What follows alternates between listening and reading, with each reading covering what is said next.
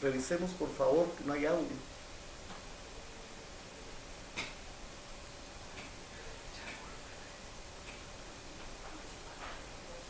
Ya. ¿Cómo estamos? Ya. Ya. Probando, probando, ya tenemos audio. Ya tenemos audio. Ya tenemos audio.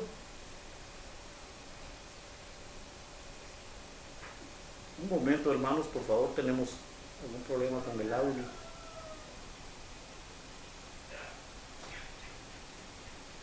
Ya, ok. Disculpen, hermanos, quizá hubo alguna parte de lo que estamos transmitiendo que no se escuchó, pero había un inconveniente con el audio, pero ya lo logramos solucionar. Les estaba diciendo que íbamos a ver un texto de 2 Corintios capítulo 5. Es importante, hermano, que usted sea un lector asiduo de la Escritura, porque no podemos tomar solo textos sin contexto. Tenemos que conocer la Escritura para poder vincular los versos, pero muchas veces por cuestiones de tiempo no podemos leer todo lo que antecede para tomar realmente una idea de lo que nos quiere decir Dios a través de la palabra escrita. Entonces, leamos 2 Corintios 5:17. Le repito que esto hay que leer todo el capítulo y hay que leer toda la carta, pero leamos 2 Corintios 5:17. Dice, ¿ya lo tenemos? De modo que si alguno está en Cristo, oiga pues, nueva criatura es. Las cosas viejas pasaron. He aquí todo o todas las cosas son hechas nuevas. Aquí pudiéramos ampliar un comentario, hermano, en base al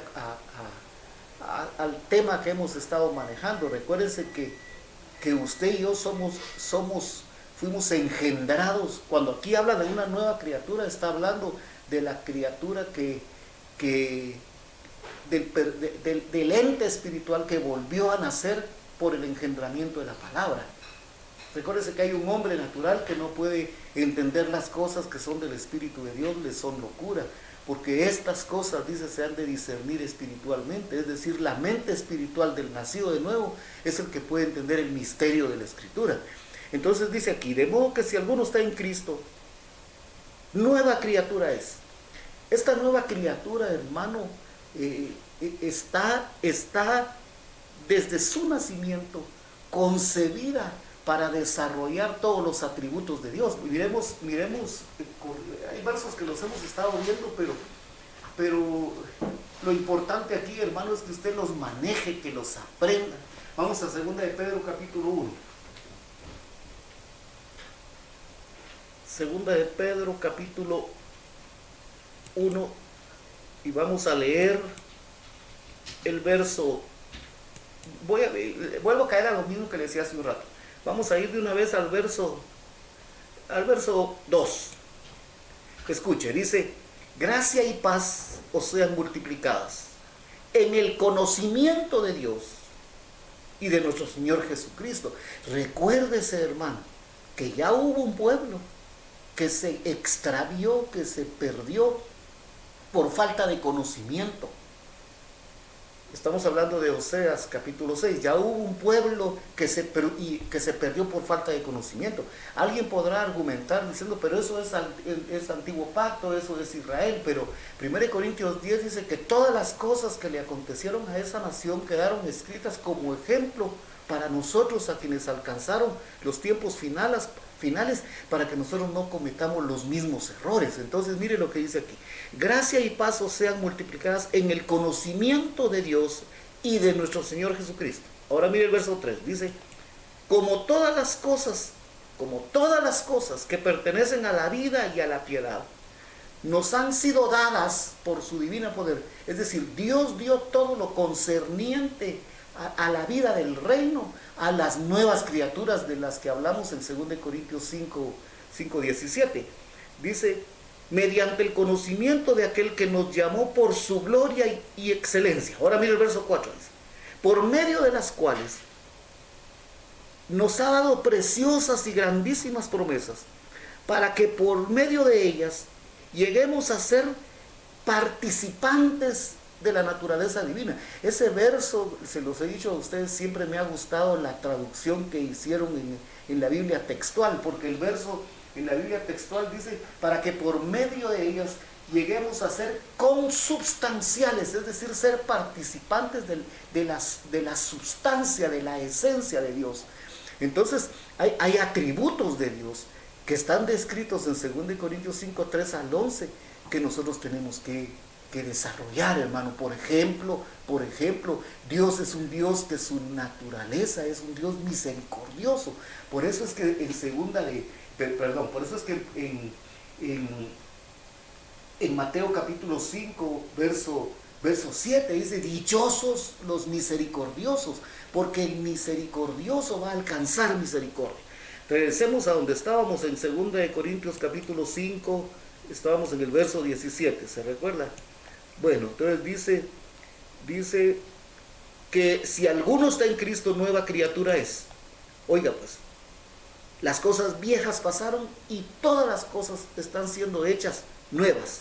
Verso 18 dice, mire pues, y todo esto proviene de Dios, quien nos reconcilió consigo mismo por Cristo y nos dio el ministerio de la reconciliación. Ahora mire pues, hermano, para poder desarrollar un ministerio como este del que se está hablando aquí, nosotros tenemos que tener características inherentes a la naturaleza divina, porque si no, va a ser el viejo hombre con sus argumentos, si quiere, escriturales, pero van a ser argumentos humanos. La religión es la interpretación de la escritura con la mente natural. Entonces, para poder ejercer el ministerio de la reconciliación, nosotros tenemos que ser pobres de espíritu, tenemos que afligirnos, hermano. Porque se recuerda que vimos el origen de la palabra, dice ahí, bienaventurados los que lloran, pero está hablando de los que se afligen ante las circunstancias que le acontecen. Entonces, para poder ejercer el ministerio, tenemos que ser mansos y humildes, tenemos que tener hambre y sed de justicia, tenemos que ser misericordiosos, etc. Ahora leemos el verso 19, que es el que me interesa, de 2 Corintios 5.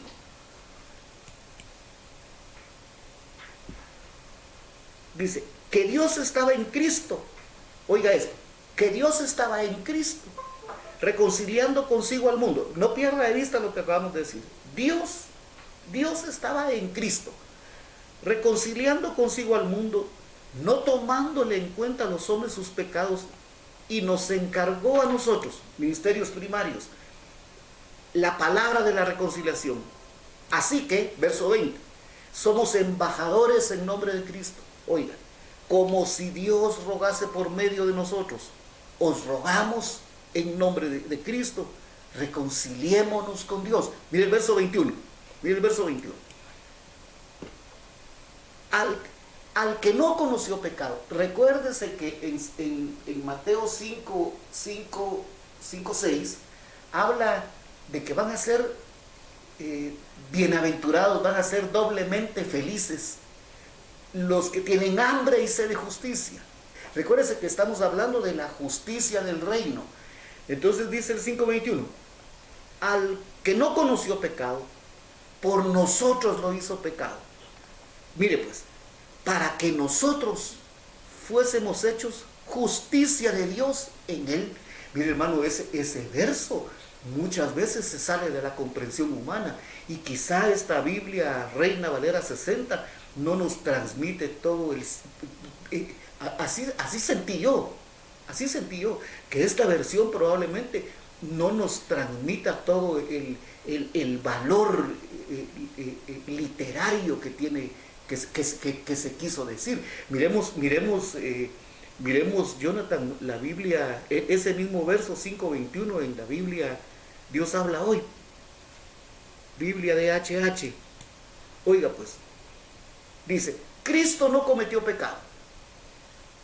Cristo no cometió pecado alguno, oiga, pero por causa nuestra, Dios lo hizo pecado para hacernos a nosotros justicia de Dios en Cristo. La justicia, recuérdense que dice el verso 20, el verso 19 decía, en Cristo estaba Dios reconciliando al mundo. Dios hizo justicia a través de Cristo. Ahora usted y yo, hermano, somos miembros del cuerpo de Cristo. Somos partícipes de su naturaleza. Entonces, la justicia de Cristo, el verso 21 es bien claro, dice, para hacernos a nosotros justicia de Dios en Cristo. La justicia de Cristo tiene que tomar cuerpo, hermano, en usted y en mí. Por eso es que ayer, hermano, leímos el verso de Apocalipsis, libro de Revelaciones, capítulo 22. Miremoslo otra vez para traerlo a memoria. Capítulo 22 de Apocalipsis, verso 11. Ese sí, miremoslo en la Reina Valera 60. Mire pues. Mire lo que está diciendo en la Biblia de las Américas, mejor, Jonathan, porque en la Biblia de las Américas es más contundente el texto.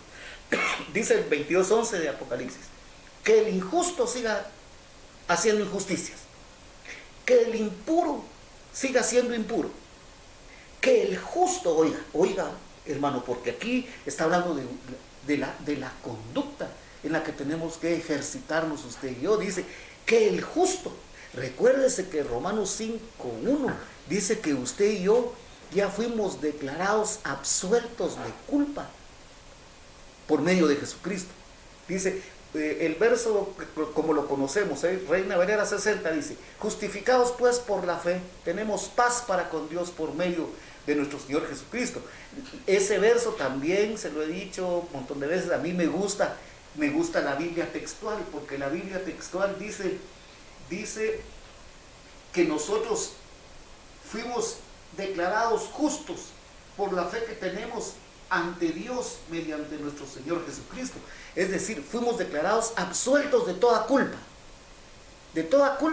de nuestros pecados pasados con los que venimos a Cristo, porque de Cristo en adelante, hermano, el pecado ya no debe ser parte de nosotros, porque recuérdense que ese viejo hombre, cuando nosotros nos bautizamos, quedó sepultado, y el que salió del agua, es un misterio el bautismo. En el plano natural solo es un chapuzón en agua, pero eso tiene una trascendencia, hermano, valga la redundancia, una trascendencia trascendental, porque nosotros solo miramos a alguien que lo meten entre agua en 5 segundos, y en esos 5 segundos la vieja naturaleza pecaminosa, carnal, hermano, queda sepultada, y cuando salimos de ser sumergidos en las aguas del bautismo, sale una criatura que nace a nueva vida.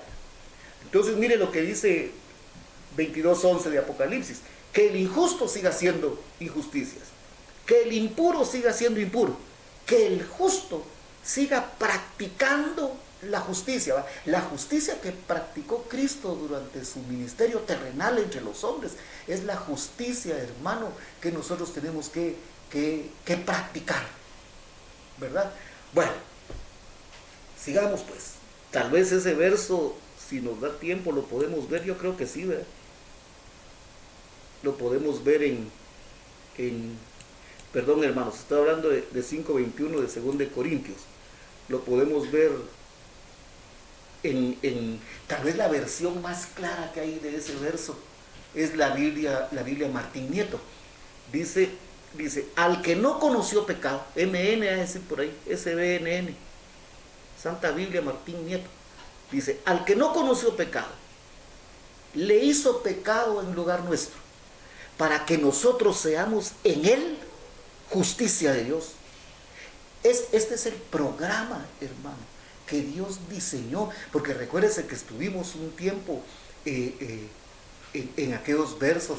Miremoslo, porque no va a ser que yo no lo diga como es, pero Jeremías capítulo 29, verso 11. Jeremías capítulo 29, si me ayudas, Jonathan. Ay, no es Jeremías 29, 11. 29, 11 de Jeremías. Mire, pues dice, está hablando Dios, Jeremías 29, 11, dice, porque yo conozco mis designios, otras versiones dicen mis planes. Yo conozco los planes que tengo para cada uno de ustedes, dice Yahweh. Planes de bienestar y no de desgracia, para darles un porvenir y una esperanza. Entonces, mire pues, hermano, el plan de Dios para nuestras vidas es un plan perfecto. Y usted y yo fuimos diseñados para que en nosotros la justicia de Dios tomara cuerpo, para que la justicia de Dios opere en usted y en mí, y nosotros seamos justos en todas nuestras conductas, tanto como en lo que es la relación horizontal, será la palabra, la relación entre nuestra con Dios, y la relación vertical nuestra con el prójimo, justos en todos los aspectos. Estos versos, hermanos, los vamos a ampliar, porque este mismo tema lo vamos a ampliar el próximo domingo. Dice, regresemos a lo que vimos ayer de Jeremías 58, que es un tema que nos ha estado ocupando estos días. Solo miremos otra vez 5:4 de Mateo, Jonathan. 5:4 de Mateo. Oiga esto, hermano, esto es importante, porque recuérdese que hemos estado enseñando sobre las bienaventuranzas. Mire, pues dice el 5:4 de Mateo. Bienaventurados los que lloran. Bienaventurados los que lloran, porque ellos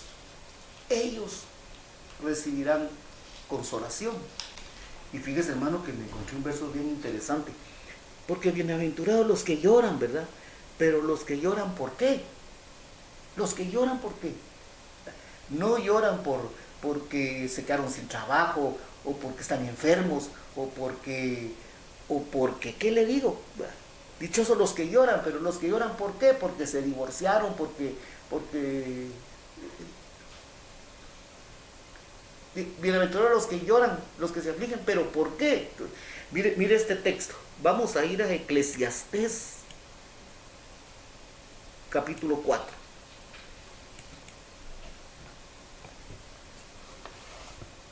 Yo hice un vínculo de estos versos porque mire lo que dice este texto de Eclesiastés 4:1. Dice, ya lo tenemos ahí. Bueno, dice, me volví y vi todas las violencias que se hacen debajo del sol. Y he aquí las lágrimas de los oprimidos. Subraye esto. Me volví y vi todas las violencias que se hacen debajo del sol. Y he aquí las lágrimas. Recuérdense que venimos de decir, bienaventurados los que lloran. Mire lo que dice aquí. Y he aquí las lágrimas de los oprimidos. Subraye eso. Las lágrimas de los oprimidos, sin tener quien los consuele. Y la fuerza estaba en la mano de los opresores, y para ellos no había consolador. Y fíjese, hermano, que ayer volviendo otra vez, porque este texto es de hoy, pero ayer se recuerda que paramos un momentito en Mateo capítulo 5, verso 20, porque Jesucristo enseñándoles, no sé si podré usar esta palabra porque en Guatemala se presta a algunas malinterpretaciones, pero Jesucristo adoctrinando a sus discípulos. Recuérdense que todo el capítulo todo el capítulo 5, el capítulo 6 y el capítulo 7 de Mateo es una enseñanza, es una prédica, es una instrucción de Jesucristo a sus discípulos. Entonces les dice en el capítulo 5, verso 20 de Mateo: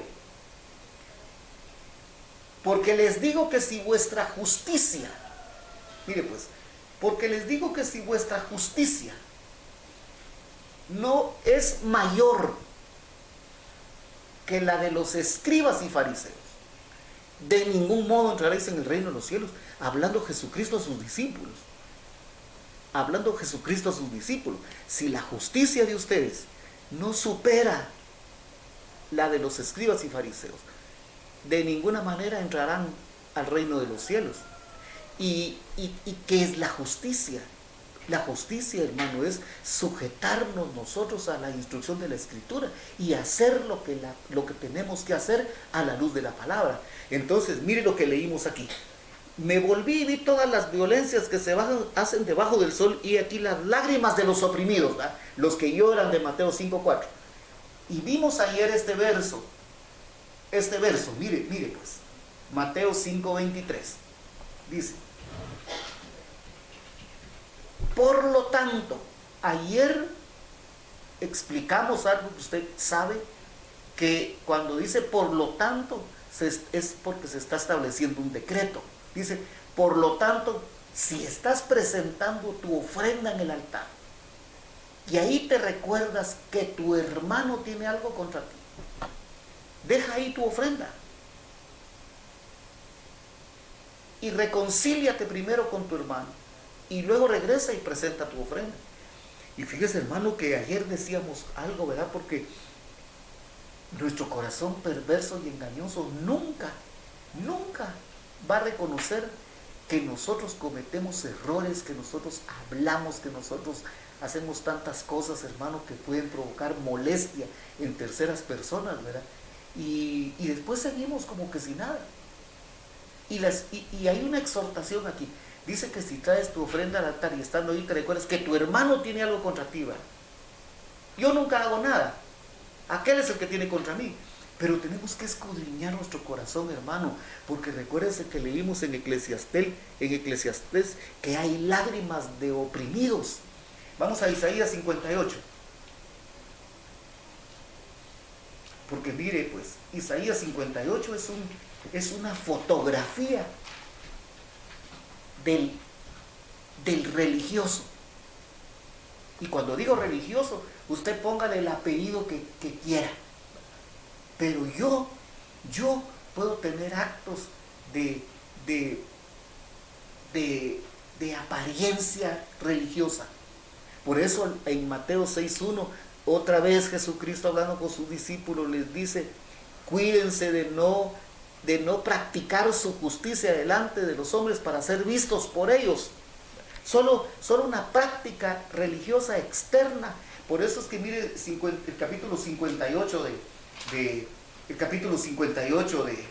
de Isaías es una fotografía de los religiosos de todos los tiempos, no solo de los escribas y de los fariseos. Es una fotografía de los líderes religiosos de todos los tiempos.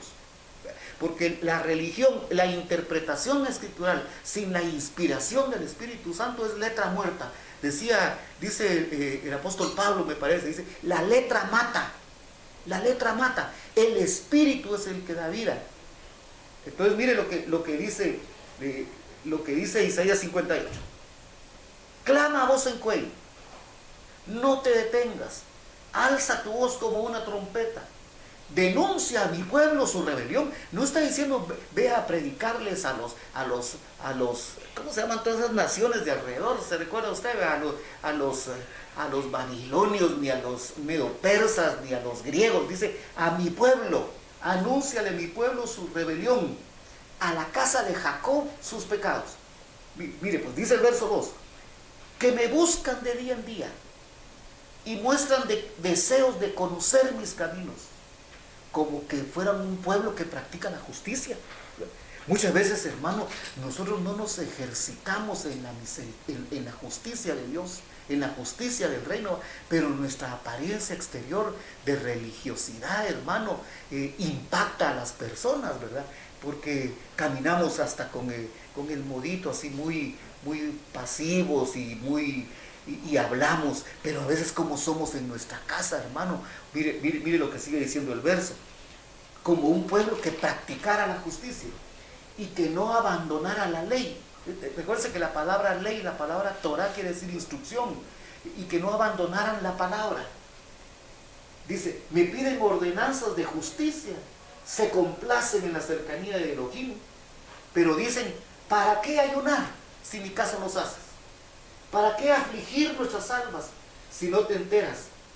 Pero he aquí, solo que esto lo voy a poner en la Reina Valera 60, hermanos, porque tengo la textual y ahí no me aparece la palabra que quiero que miremos. 58 de Isaías, ahorita se lo digo. Verso 3, mire pues, Reina Valera 60, Jonathan, dice, ¿por qué dicen ayunamos si no hiciste caso? Humillamos nuestras almas y no te diste por enterado.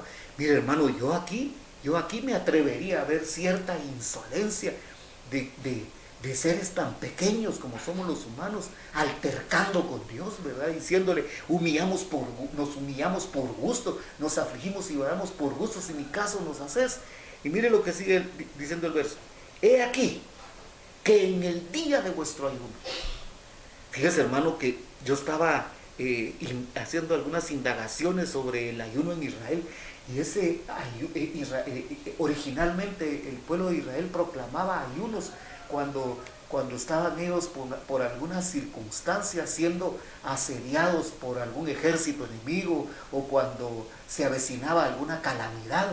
Entonces proclamaban un ayuno con la frecuencia con la que fueran hostigados por los enemigos. Pero ya más adelante el ayuno se volvió una práctica religiosa con días establecidos.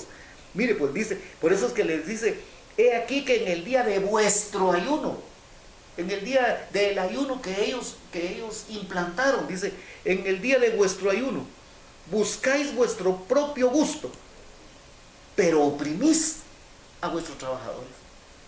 Ahí ya nos aparece la palabra opresión. Ya nos aparece la palabra opresión. Y recuérdese que Isaías escribió mucho tiempo después que Salomón escribiera el libro de Eclesiastés. Y dice Eclesiastés 4.1, me volví y vi todas las violencias que se hacen debajo del sol, y aquí las lágrimas de los oprimidos. Aquí, hermano, hay un grupo de gente religiosa, como la ha habido en todos los tiempos, con una apariencia externa, pero oprimiendo, hermano, a los trabajadores. Yo ese verso me encontré, mire, pues porque alguien puede decir, pero si yo no tengo trabajadores, y me encontré una versión, creo que es la BL95, Jonathan, Biblia Latinoamericana 1995. Recuérdese que hay versiones que se han ido, hermano, haciendo con un lenguaje más actualizado para que lo podamos entender, ¿verdad? Porque alguien dice yo no oprimo a ningún trabajador si no tengo ninguna empresa, no tengo ningún trabajador. Ahora resulta que no la encuentro yo aquí. No, téngame un poco de paciencia.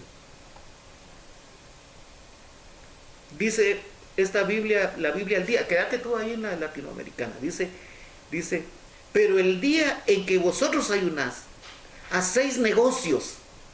Mire pues, hermano, negociamos, hacemos negocios, dice, y explotáis a vuestros trabajadores. ¿Qué te dije, Jonathan? BL95. La BL95 dice, porque en los días de ayuno ustedes se dedican a sus negocios y obligan a trabajar a sus obreros. Y fíjese, hermano, que yo pensaba muchas veces cómo somos nosotros de injustos con las personas. Ahí dice a sus trabajadores, de ahí alguien piensa, alguien que tiene una granja, que tiene una finca, que tiene un montón de trabajadores, pero cuando oprimimos, por ejemplo, a las personas que nos trabajan en oficios domésticos. Yo tuve una experiencia una vez con unas personas que nos invitaron a una cena y fuimos, llegamos al lugar a eso de las 7 de la noche, tipo 8 de lo que uno platica y bueno, total que a las 8 de la noche nos pasaron al comedor, nos sentamos a comer, estuvimos como una hora, 9, y ya no estábamos lejos, póngale a 70 kilómetros de aquí de nuestra casa. Entonces cuando ya iba a ser la hora de despedirnos, me dijo la hermana de la casa, me dijo, hermano, ¿no quiere cafecito? Bueno, le dije, porque se tiene que manejar, me dijo. Total es que, está bien, dijo, entonces me dijo, vaya ahí a la cocina, digo, que se lo sirva me acuerdo el nombre de la persona. Y cuando yo llegué, hermano, en una banquita, en un banco en la cocina, se estaba durmiendo una señora como de 70 años, que era la que les trabajaba a ellos en oficios domésticos, y eran las 10 de la noche. Y la señora todavía estaba sentada ahí, pero como llegué yo a la cocina y estábamos solos, le dije, ¿y usted no se ha ido a acostar? Le digo, no, me dijo, yo tengo que esperar que se vaya, que todos se levanten para recoger la mesa, lavar los trastos y ponerlos en su lugar. Hermano, mire, pues, pienso yo, tal vez estoy equivocado, pero ¿será que eso es justo? ¿Será que eso es justo? Tener una persona que empezó a trabajar a las 6 de la mañana y tenerla despierta a las 10:30, 11 de la noche, hasta que se vaya a la última visita. Entonces, nosotros, hermano, cometemos también, decía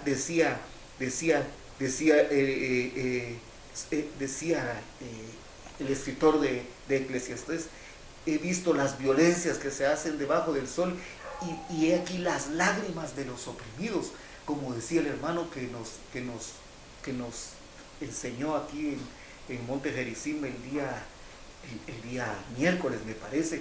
Oprimimos a las esposas, oprimimos a los hijos. Esa palabra oprimir, la palabra lahatz en el hebreo, hermano, está hablando de angustiar, de afligir, de presionar, de acosar. Yo me pongo a pensar, hermano, cuántas veces nosotros como padres acosamos, presionamos, hostigamos a nuestros hijos, ¿verdad? Porque se nos olvida que cuando yo tuve, ¿qué le digo? 17, 18, 20 años, tuve el pelo de este tamaño, ¿verdad? Se me olvida que yo fui peludo.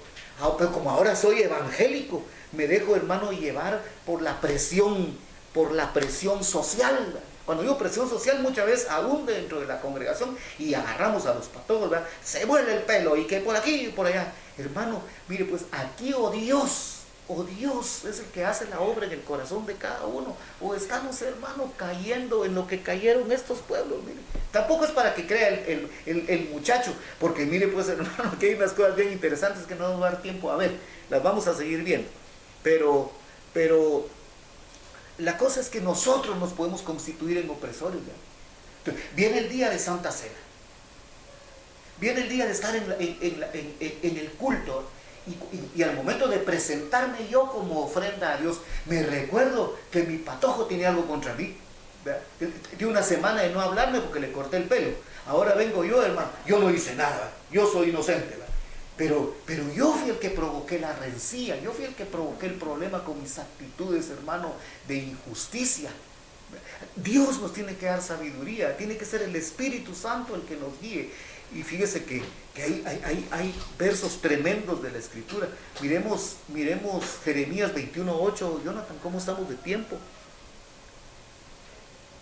Mire, pues, un acto de justicia es que nosotros dejemos nuestra ofrenda en el altar y nos pongamos en paz con los hermanos. Ese es un acto de justicia. Si nosotros no hacemos eso, hermano, estamos cometiendo el error, corremos el riesgo de tener actitudes como la de los religiosos fariseos, ¿verdad? Que nuestra justicia no la supera a la de ellos. Mire lo que dice Jeremías capítulo 21. Jeremías capítulo 21. Ahorita le digo. Vamos a ver Jeremías capítulo 21. Vamos al verso 8.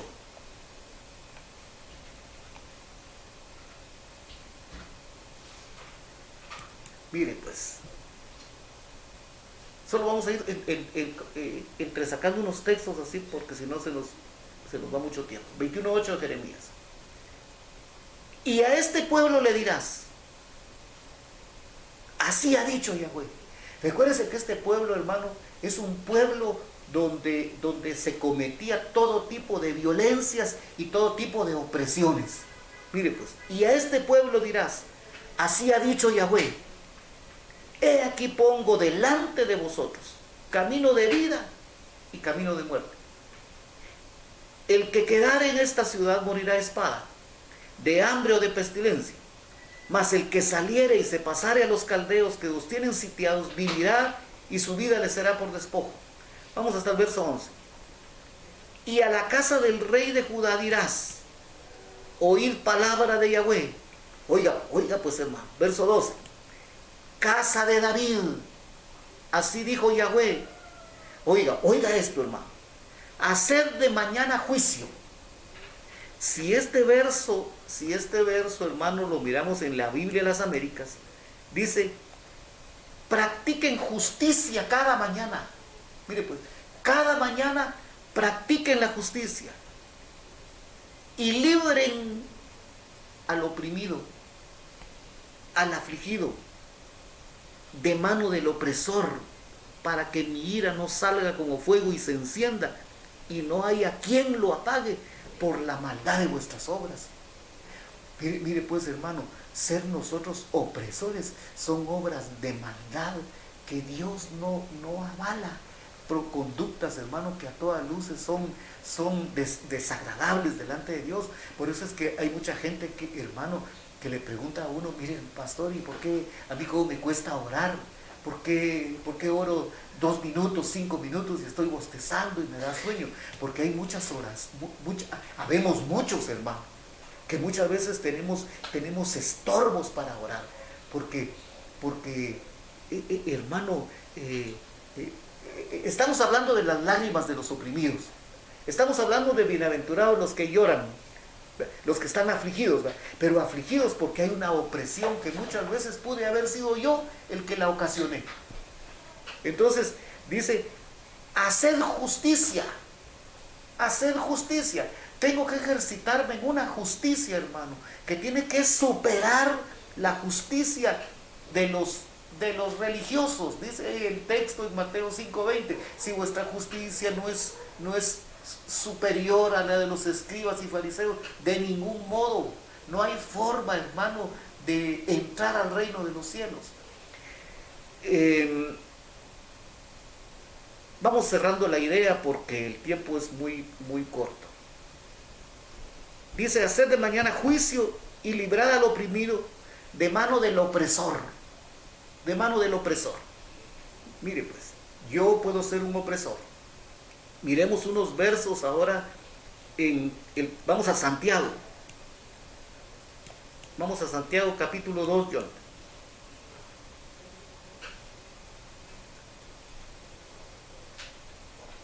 Santiago capítulo 2.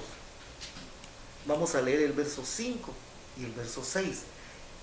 Cuando hablemos esto, lo vamos a ampliar el domingo, porque fíjese, hermano, que aquí hay un montón de cosas que decir de la conducta de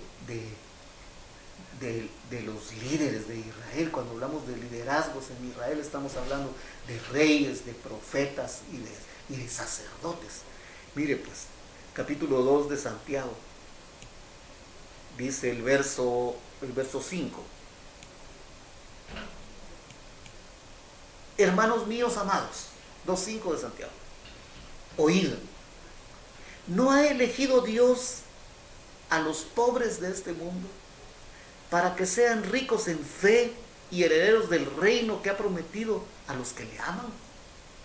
No está hablando de pobres en el sentido literal como lo entiende el mundo, ¿verdad? Recuérdese que Mateo capítulo 5 verso 3 dice, bienaventurados los pobres en espíritu. Mire pues, ¿no ha elegido Dios a los pobres de este mundo para que sean ricos en fe y herederos del reino que ha prometido a los que le aman? Verso 6. Pero vosotros habéis afrentado al pobre. Cuando ahí dice vosotros, incluyámonos nosotros. No leamos el texto como que cualquiera pudo haber sido menos yo. Dice, pero vosotros habéis afrentado al pobre. Ahora mire lo que sigue diciendo el texto, y es una pregunta. Dice, ¿no os oprimen los ricos? ¿Y no son ellos los mismos que os arrastran a los tribunales? Me llamó la atención esto. Dice, ¿no os oprimen los ricos? Y cuando hablamos de ricos, hermano, no veamos el verso en el sentido literal como lo ve el mundo, porque con esto voy a terminar, y como le decía, el domingo vamos a tratar de ampliar el tema si el Señor nos da salud, nos da vida y nos da vía para seguir hablando de esto. No os oprimen los ricos. Recuérdese que en Israel era la misma la élite religiosa compuesta por reyes, sacerdotes y profetas, los que estaban extorsionando al pueblo. Ahora mire lo que dice, miremos Apocalipsis capítulo 3. Y con esto cierro. Cualquier duda, hermano, me puede escribir al chat de la congregación o a mi chat personal y aclaramos la idea. Porque aquí no se trata, hermano, de agarrar pleito contra las élites poderosas, literales, ¿verdad? Cuando habla de los ricos, puede ser que Santiago literalmente esté hablando de eso, pero nosotros apliquémoslo para nosotros. Dice Apocalipsis capítulo 3, verso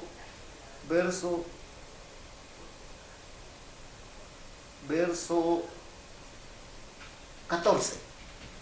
Solo vamos a leer rapidito porque ya los tiempos se nos fueron. Dice, y escribe al ángel de la iglesia en la Odisea. Mire pues, hermano, los estudiosos, la gente que estudia de veras la escritura, dicen que las 7 iglesias de Apocalipsis son diferentes etapas por las que ha pasado la iglesia en la historia de la salvación, y que esta iglesia de la Odisea es la iglesia del tiempo del fin. Por supuesto que aquí hay un remanente que es la iglesia de Filadelfia. Pero mire pues, esta iglesia de Filadelfia, dicen los estudiosos, que es la iglesia del tiempo del fin. Mire lo que pasa acá. Escribe al ángel de la iglesia en la Odisea. He aquí el amén, el testigo fiel y verdadero, el principio de la creación de Dios, dice esto. No se le olvide que venimos de Santiago 2:5. No os oprimen los ricos. Mire pues. Verso 15. Yo conozco tus obras. Yo conozco tus acciones. Dios conoce, hermano, nuestros pensamientos, nuestras intenciones. Dice, yo conozco tus obras, que no eres ni frío ni caliente. Ojalá fueras frío o caliente. Pero por cuanto eres tibio, vuelvo a repetir algo que les he enseñado. No podemos vivir el evangelio, hermano, en términos medios. O estamos dentro o estamos fuera. O somos calientes o somos fríos. Dice, pero por cuanto eres tibio y no eres ni frío ni caliente, te vomitaré de mi boca. Ahora mire el verso 17. Porque tú dices, yo soy rico. Mire, pues, es la iglesia de la Odisea. Yo soy rico y me he enriquecido y de ninguna cosa tengo necesidad. Cuando yo, hermano, mire, pues yo no tengo ni un centavo, pero yo puedo considerar que yo soy rico, que tengo palabra, que tengo ministerio, que tengo por aquí, que tengo por allá, que tengo argumentos humanos, que tengo, hermano, conocimiento, que he leído, que por aquí, que por allá, y usar esto como una riqueza para oprimir al hermano que es débil, al hermano que no escudriña, al hermano que no se esfuerza, ¿va? Y menoscabarlo, ¿va? Y descartarlo porque no llena mis expectativas de lo que yo espero de él. Entonces dice, no os oprimen los ricos. Cuando yo, hermano, oprimo a alguien porque no llena mis expectativas, porque no se acomoda a mi visión, hermano, puedo provocar en el hermano una molestia, un dolor, hacerlo que entre en aflicción, provocarlo que llore por la opresión que le estoy ocasionando yo, ya sea como pastor, ya sea yo como esposo, ya sea yo como padre. Fíjese, hermano, que si nosotros nos pusiéramos si las hermanas pudieran sincerarse y pudiéramos con toda libertad preguntarle a las mujeres, ¿cuántas mujeres, cuántas esposas se sienten oprimidas por los esposos, hermano? Las hermanas no levantan la mano porque se volvió un lío, ¿verdad? Dios guarde. O cuántos hijos no se sentirán oprimidos por los padres. Entonces dice, tú dices, yo soy rico, me he enriquecido, de ninguna cosa tengo necesidad. Y no sabes, dice, que eres un desventurado, miserable, pobre, ciego y desnudo. Y con esas carencias, hermano, esas carencias internas, ¿verdad? Afuera hay una apariencia exterior de riqueza, una experiencia de conocimiento, una experiencia de religiosidad, una apariencia de espiritualidad, entre comillas, pero por dentro, hermano, la condición es de pobreza, de miseria, de ceguera espiritual y de desnudez, ¿verdad? Y eso me hace constituirme en un opresor. Así que vamos a terminar aquí, hermanos, porque ya no tenemos tiempo. Oramos para que usted anote los textos, vuelva a oír este tema más tarde y cualquier duda pregúnteme, estamos para aclararle todas sus dudas.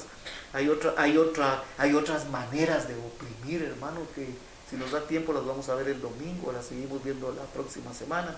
Dios les bendiga y les guarde. Oramos, Padre, gracias en el nombre de Jesucristo por el privilegio de constituirnos, Padre, en voceros tuyos. Que todo lo que haya salido esta tarde de mi propia inspiración, Padre, tú lo arranques de la mente de los hermanos. Pero lo poco o lo mucho, Padre, que ha sido inspirado por tu Espíritu, que se pueda constituir en una palabra que sea recibida con espíritu de mansedumbre, Padre, para que esa instrucción escritural nos haga vivir conforme a tu voluntad, Dios eterno, que es agradable y perfecta para cada uno de nosotros. Dios les bendiga y les guarde, hermanos, tengan buena tarde y si Dios lo permite, nos vemos el próximo domingo. Amén, amén, amén.